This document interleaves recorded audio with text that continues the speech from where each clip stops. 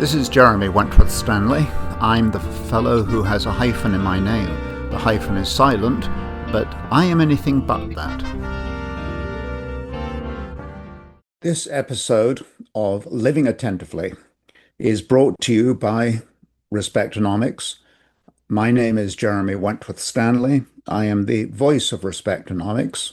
I'm also your ear, and that means, in other words, that if you have thoughts, comments, reflections that you would like to pass back to us, please feel free to do so. Jeremy@respectonomics.com. That's the email address, jeremy@respectonomics.com. Question has been asked, what is the focus of Respectonomics? What does it actually do? And I want to bring this back almost to the grassroots of where we believe the Respectonomics makes its calling and why it is of value. We need to define the value as well. Let's look at the focus of Respectonomics first. And the focus of Respectonomics is to restate, to reignite, to refresh the dignity of the human being. We also believe that the business of Respectonomics is to honor fairness. The focus now, though, is on this concept, the reality, not a concept, the reality of bringing back the dignity of the human being. Our work particularly focuses in the corporate sector.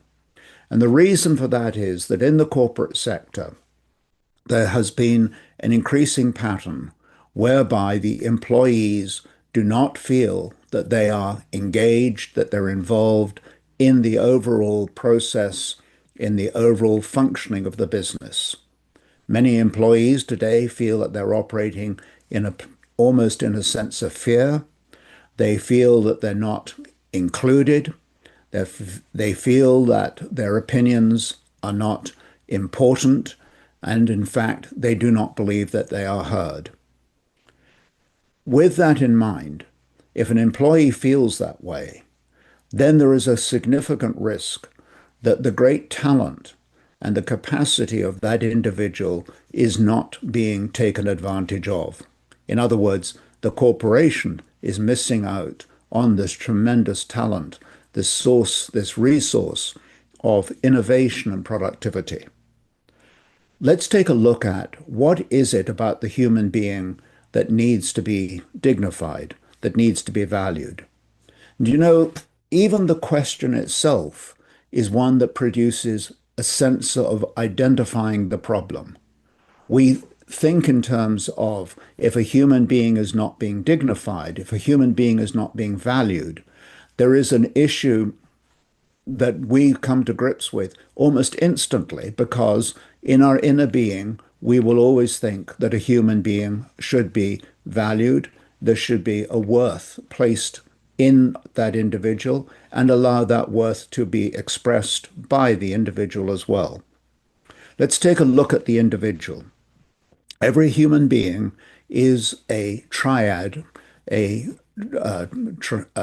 tripartite, a triunal combination of the body, the mind, and the soul.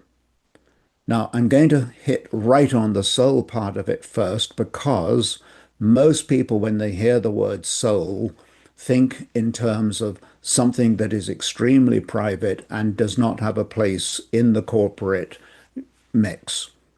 We believe that's a mistake. But let's go back then to the three parts. And the three parts are, in a sense, allegorically represented by a computer.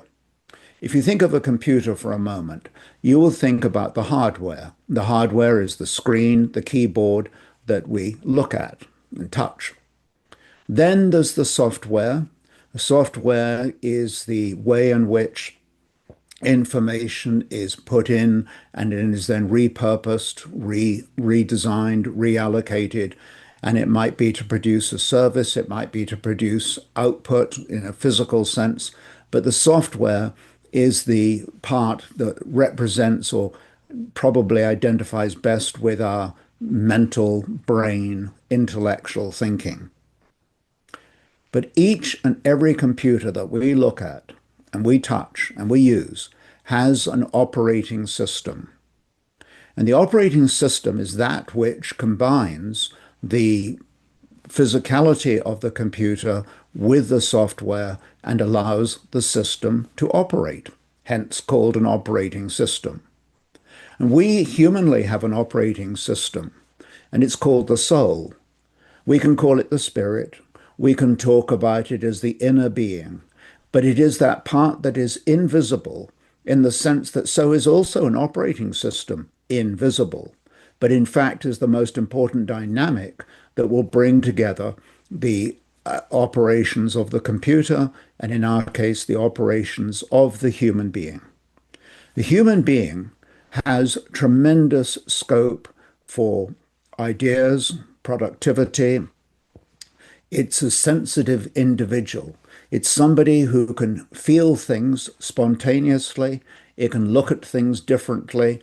It can take an idea at 3 o'clock in the afternoon and turn it over again by 5 o'clock.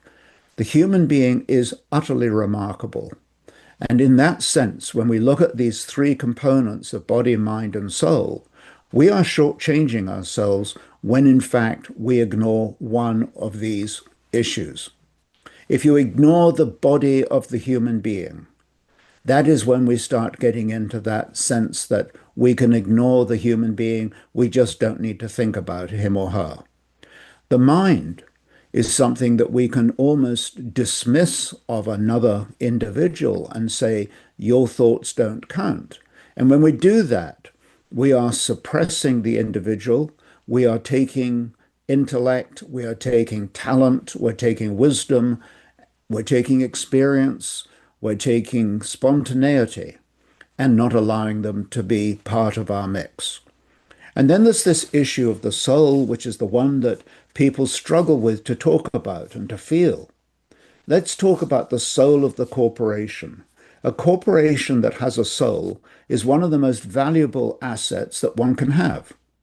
The soul of the corporation is something that it's almost jewel-like, it's beautiful, and it is something that we would treasure. It's the part that identifies the corporation's culture, it identifies its purpose, it identifies its compassion, it identifies the way in which it wants to continue to be a living organism. And when we talk about a corporation as a living organism, that is no idle comment, because corporation, the very word, is in fact derived from the Latin corpus, meaning a body. So what we have here is a body in aggregate made up of many human beings. And if we're going to talk about the soul of the corporation, definitively, we want to be able to look at the composition of the people that represent that organization, whose souls collectively make up the soul of the corporation. So the individual soul is very important. As I say, we get caught in this idea that we're talking about something that is almost esoteric. It's something that doesn't really seem to fit into the corporate psyche. We disagree. We think that by employing the fullness of the human being, when we combine, when we coalesce in the body and the mind and the spirit or the soul, we will in fact find depth and strength and scope that is quite extraordinary. One of the things we've discovered in Respectonomics is that everybody's got a story to tell. Everybody has unique perspectives on life, on community, on gathering people together, on all kinds of the ways in which we coexist. And if we can harness that strength, if we can bring that all to the table and articulate it in a manner that coincides with that corporate purpose, the corporate goals and objectives, then we are in a position to do two things. We have a corporation that will be innovative, it will be productive, it will be realistic, and it will allow a flow of ideas and information to go intersect right the way through the organization. The idea that ideas can only be kept in one part of the corporation is a huge mistake. It is that permeacity, the vitality of moving an idea around, in which a company or corporation will gain tremendous strength and advantages over corporations that are not doing that.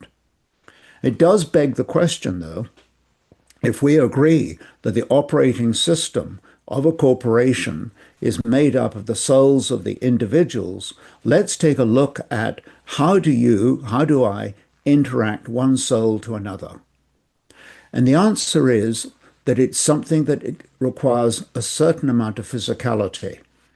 In other words, if you think in terms of remote working practices of somebody who's looking at a screen at a distance, remote from another human being, the opportunity in a bodily sense for one soul to be able to be engaged with another becomes very limited. The soul is that extraordinary part of the human being. It is unique, it is beautiful, it is divisible, it is indivisible. It's almost a paradox. Every time you think about it does one thing and then you say, no, it does another. But that versatility of a soul is one that can be brought together humanly when we actually will it. So, for example, if I am standing next to another human being, first of all, there's the bodily, the neural connection that's taking place. Then there's the mental condition in which I will my soul to engage with the soul of that other individual. And when we do that, when we allow one soul to address another soul, when we actually say to our own inner spirit that we want this spirit, to engage with the soul, the spirit of another human being, we in fact achieve that. It's one of the most remarkable things that we can do. It matters not whether our bodies are different, whether our minds are different, whether we come from different places of intellectual capacity, different levels of education, whatever levels we may think we are at, one to another. One of the great human dynamics is to be able to engage soul to soul. And when we do that, we create a symbiosis that is very, very powerful. It's something that we've allowed to almost to disappear. We've allowed it to become something that we don't talk about even. We've allowed it to become something that has taken second place to the mechanical details of whether somebody is in the office and whether they're completing their duties as prescribed. Of course, we need all of those structures and disciplines, the processes of mandates being accepted and being worked on and so on. That, of course, we need.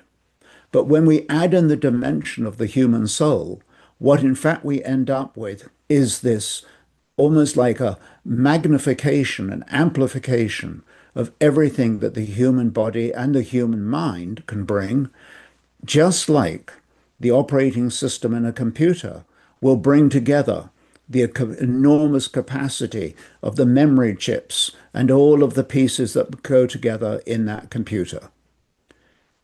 We believe that the human soul is one of the most powerful possibilities that is overlooked and underlooked. It's almost deliberate in some ways. If you go to the average CEO or to the average chair, the average manager, and start saying, let's talk about the interrelationship of people from a soul perspective, I know that we would find ourselves in a place where we would be pushed back, where we would be discarded. But the reality is, if we step back from our immediate, spontaneous sense of almost embarrassment, almost that we feel ill at ease, and we look at the soul as an integral part of the human being that can be harnessed one to another in a way that will discard the distinctions one to another and allow the fullness of one human being to operate effectively with another. That is where we will get the best result. Respectonomics is entirely engaged with the principle of dignifying another human being. To dignify another human being is to bring the fullness of that human being into our perspective. Not just the body, not just the mind, but the body and the mind and the soul. And when we combine those three, that is when we are best able to dignify the other human being. And when we dignify another human being, what in fact we are doing is representing and expressing the value in which we hold that other human being. And when you hold me in the sense that I am worth it, that I am valuable, I will respond accordingly. And I will reflect that value back to you, not only in the sense of allowing that value to be expressed and being useful to you, but it is also recognizing the value in you that you have just dignified me. And dignifying one human being to another has an accretive possibility. It's incremental. I dignify you. In the process, I dignify me. When I dignify me, you have more value to me, and therefore you dignify me again. And it's one of those, it's like a vortex in reverse. We can build each other up so quickly and so effectively by allowing one soul to engage with another. And when a soul engages with another, let's think about what this does mean in the corporate sector. It means that we have a basis of harmony, we have a basis of engaging one another and creating new ideas very quickly, very powerfully. Not only that, but then we create the innovation, we create the productivity, we create longevity and loyalty. We create a culture. We become the culture by allowing the fullness of the human being to interact and to engage with the fullness of another human being. We've repeatedly said that however complex a transaction may be, whether it's in the corporate sector, whether it's in the economic sector, whether it's in the national sector, it matters not. But take the most complex calculation you can of any transaction that takes place in, let's say, the manufacture of an automobile, for example. But take the longest transaction that you can think of. And there is one guarantee. At the beginning and at the conclusion of that transaction is a human being.